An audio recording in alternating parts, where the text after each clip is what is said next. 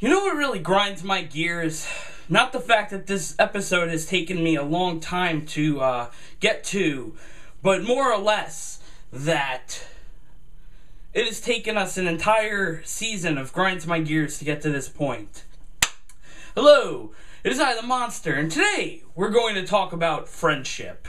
Now, for a long time now, I've been thinking about doing this video and how to get to, I guess, a solid point in this topic, because you see, if you've been paying attention, I want to end the series and move on to a new series and push out more topics, not just nerdy stuff, but all kinds of things. Probably gonna avoid politics, though, just putting that out there. However, I wanted to kind of end this series on a personal note, on a big thank you to you guys who've been sticking with me, you know, since the beginning or whenever. This is basically like an episode kind of for you. Now, before we start this rant or this video or whatever you want to consider it, I would like to first say that everything I say in this video is obviously an opinion. Nothing is fact. I can only go on my own life experiences, and basically, that's really the gist of it. If you generally are offended, or you take something personally, or you know, I don't know, you just got mad at something, you're probably assessing this a little too much more than needed. Yeah. So without further ado, I apologize if this is not the topic that you wanted, but quite frankly, there is a point to why I'm doing this. So, I started making videos about I want to say, summer of 2008. Sometimes I even forget when I started it because of the whole YouTube thing. And initially it was on MetaCafe. And what happened was I was making videos basically to basically give myself therapy without basically going for therapy. I was doing it because I was tired of feeling kind of held down by people around me. It's no secret I'm not really a big fan of people, and I needed a way a vessel, if you will, to express myself and say, okay, well, I can finally talk about all the games I like, all the movies I like, all the anime, cartoons, all that jazz, toys, whatever. This was like perfect for me, starting MetaCafe, and then inevitably I went to YouTube. And for me, it was just a way to finally get all this shit off my chest after all these years, because a lot of people, they see me now and they say, oh my god, he could talk up a storm, or, he would pop out videos or whatever like crazy. But the reality is that I was a very quiet person. I still am a quiet person outside of a social gathering. And the other thing is I've always been very, very shy, but it's kind of hard to explain, and it's kind of hard to digest, because people usually roll their eyes and go, oh, that's bullshit, you're very Mr. Outgoing. But the reality is it took me a long time to get to a certain point. And I don't mean to sound conceited or whatever, but, this is just what I have been told. So, the last, I don't know, so many years, the last, I would say, 8 years or so have been a very strange thing for me. Especially just in a social aspect. I went from having, like, really not that many friends to having friends, to not having friends, to having friends, to not having friends, to having friends. See, you hear how that sounds, and you have to understand from my perspective how this affects me.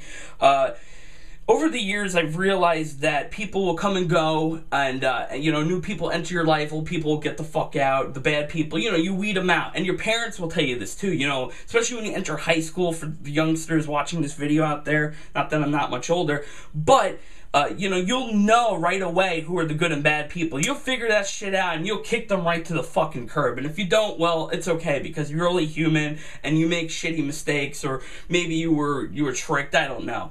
But for me, as much as I don't like people, the idea of socializing is still a very attractive thing to me, because I think in a lot of ways that is a part of the human condition. I feel like we, as a society as a whole, we crave that. We crave socializing and talking and bullshitting or whatever. Even if you were the last fucking person on earth, I guarantee you would want somebody around to talk to. It's like it's people wanting relationships and stuff. It is the exact same thing. You want that. You want a person there.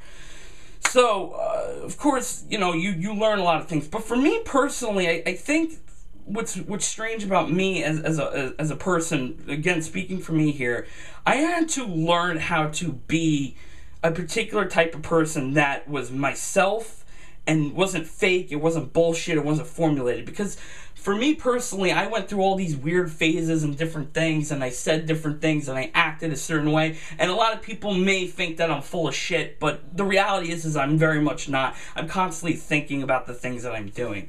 And you know, I mean, when you're young, you're stupid, you're naive. Listen, I blew away a lot of stupid things, and I gave up a lot of good opportunities with certain people, and especially ladies, and school and stuff like that. And I'm learning. I'm still learning. You know, I'm almost 25 here, folks, and I'm still learning. I'm not perfect, and again, you know, I'm not the guy that you can go to figure out the mysteries of life. I don't know shit. I'm still figuring this stuff out. However, what I do know is that I grew up very, on my way in this town when I moved here younger, I grew up very opinionated. And the problem with me was that I had a very tough time talking to people, and when they came into my circle, my bubble, it was hard for me not to overly express the things I liked or overrun their thoughts on things. Because for me, that was my... my defense mechanism, if you will, okay? Like, everything was just a debate, everything was this and that and that, and then on top of that, just the way I was raised, I was always trying to be the voice of reason. I always thought I was the voice of reason, but I don't think I am anymore, to be completely honest.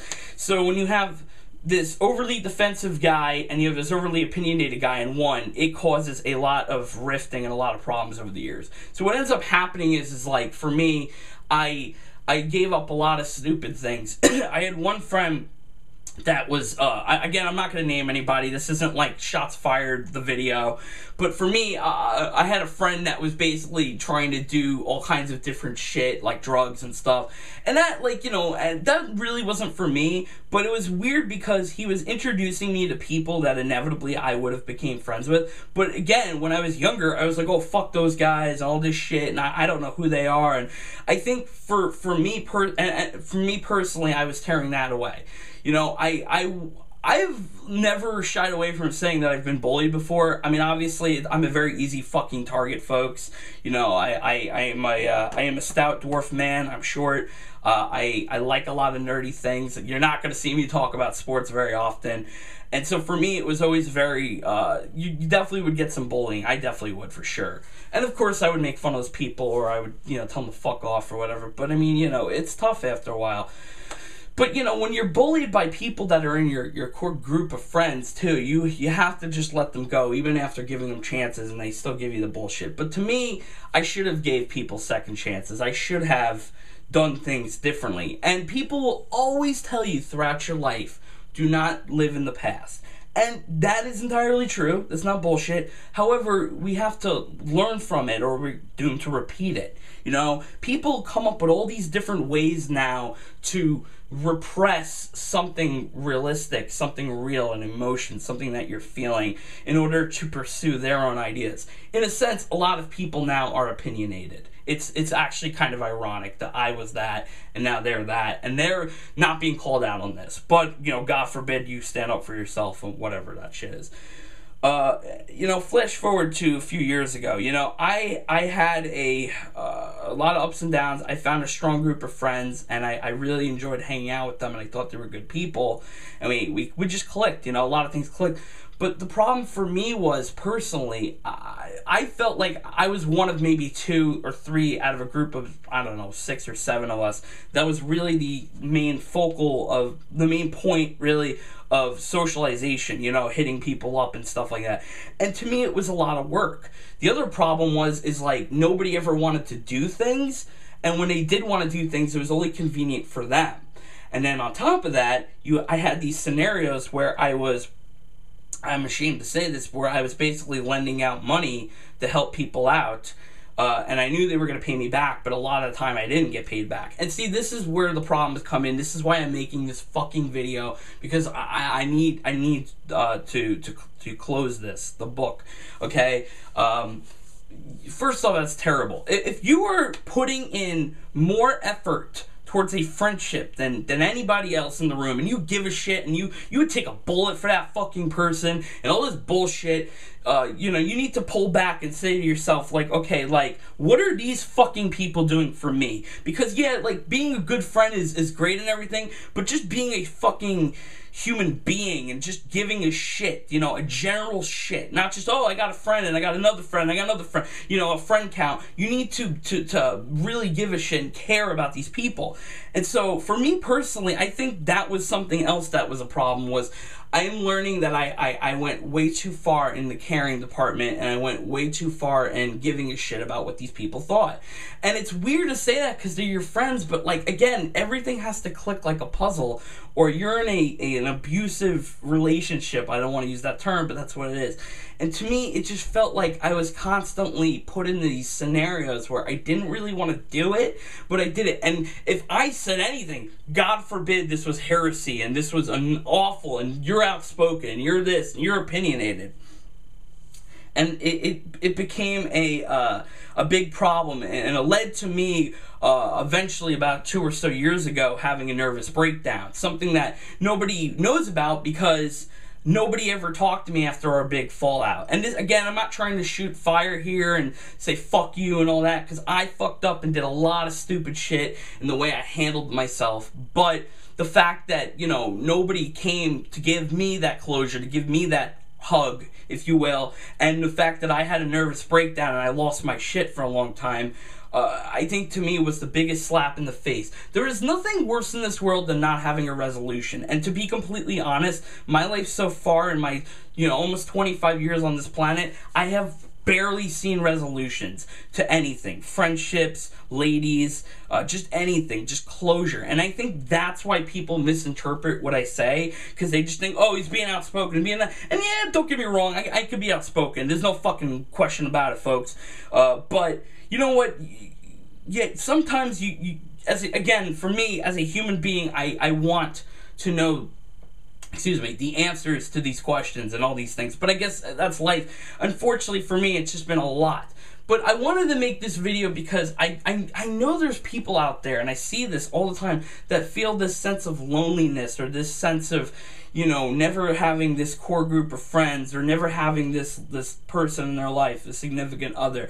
And I just want to stress that you're never fucking alone. You're never alone. It's just that people don't want to talk about this shit in society, and people would rather just shit on you. Quite honestly, even your friends would rather shit on you because, you know, God forbid, you know, you have any problems and you know, they're perfect and they had a ton of friends, and they had this girl, or they had this and that, and give me a fucking break, okay? That's really what grinds my fucking gears, folks. Okay? Just the fact that you can't express yourself anymore is fucking horsecock. It's horsecock, okay? When I have to sit there and read your stupid bullshit on Facebook about your fucking politics or your stupid whiny little bitch-ass problems, and I can't express myself, go fuck yourself. That's basically what I say to you. And I say it to anybody. I don't care who you are. Really, I don't tolerate that. I'm sorry. And you know what? You don't have to be best friends with somebody or love them or whatever, but just compassion, man, goes a long fucking way. You know, I had a friend that was telling me he never had a lot of friends growing up, and I met him online, and he's a great dude. Like, he's a great cat, he's a good guy, and people would never fucking know this because they didn't give him a chance. You know, was he a little awkward? Absolutely, but that's only because he was put in a position of being awkward. You know, people don't think about the choices they make and what the consequences are. It shapes us all, man, as a whole. And again, this is coming from me, who is not a perfect example, who doesn't like people that much, that has made a lot of fucking bad choices. Okay? So that is how I want to end this show. I want to end this show on a fucking high note. I want to end this show on a point, on a life point that, you know, friendship and all this shit, and I don't care how cliche and jazzy and lame this sounds, you know, it goes a long way. What you put into it, you should be getting back, and it should be natural. It shouldn't just be like, I did all these things for you, and we went here and we did that, so you should do this for me. It should just be done. It should just be done. You can't just, you know, say, oh, you know, I'm a good friend and I'm a good person, all this stuff, and then not deliver on that. It should be a natural flow. This is what makes the world go around, people. So, with that being said, this is the last episode. I think it's episode 11. I fucked up in one of my videos saying this is episode 10 of Grinds My Gears. I am sorry that this is not like this epic fucking angry rant, but again, you have to understand where I'm coming from here. I needed to make this video. I needed to end this on a high note. And more importantly, I needed to make this video for myself. Okay? That's how this whole thing started. I wouldn't be here without you guys, though, too, because I love you guys. Thank you very much for watching the videos. More to come when I actually have my fucking shit together and I have some money and I have the career and all that jazz. It is a lot harder to do things without money. Just learning this now. So, thanks again. I appreciate the patience. I still want to do a fucking Q&A, but maybe I'll just half-ass it, because nobody wants to ask me anything. Any case, thank you guys and gals. It's been an amazing, how many years has it been now? Jesus Christ. I think I started Grinds My Gears in 09 or 2010. So it's been like, what, 6 years or so? Something like that. And 11 episodes, a full season pretty much. Not the greatest. We've had ups and downs, but I appreciate it nonetheless. Thank you very much. Thank you, thank you, thank you. Okay. And anybody who hates this video, hits dislike, big ol' fuck you, because you have been asking me for the longest time to just give you a big ol' middle finger. Here's two, motherfucker. Woohoo! Alright, guys, see you in the future. Peace!